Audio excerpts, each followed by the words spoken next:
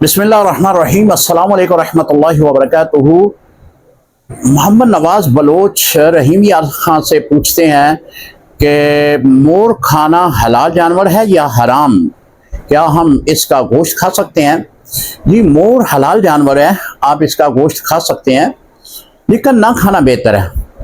मैं एक प्रोग्राम में शरई मसाइल बता रहा था तो किसी ने यही सवाल कर दिया कि मोर का गोश्त हलाल है या हराम। तो मैंने इसी तरह जवाब उनको बताया कि ये हलाल जानवर है, लेकिन अगर ना खाया जाए तो बेहतर है। तो वहाँ एक वकील साहब थे, वो कहने लगे कि ये आपने क्या बात कर दी कि एक हलाल जानवर है और ना खाना ये बेहतर है। तो इसके बारे में मैं यूँ अर्ज करूँगा कि इमाम शाफी रहमतुल्लाह ताला के नज़दीक मोर का गोश्त हराम है, ये खाना जायज़ नहीं है। अब थोड़ा सा इख्तलाफ है। इमाम आज़म अबू हनीफा रहमतुल्लाह ताला अलैह आप फरमाते हैं हलाल है, हम हनफी हैं, हनफी मसलक के नज़दीक आप गोश्त खा सकते हैं, लेकिन इमाम शाफी रहमतुल्लाह ताला अलैह फरमाते हैं कि ना खाया जाए, हराम है।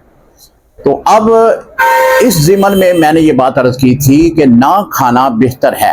अगर कोई खाता है तो वो हराम के ज़ुमरे में नहीं आएगा, हलाल है, खा ले, लेकिन ना खाना बेहतर है। अस्सलामु अलैकुम रहमतुल्लाहि व बरकातुहू।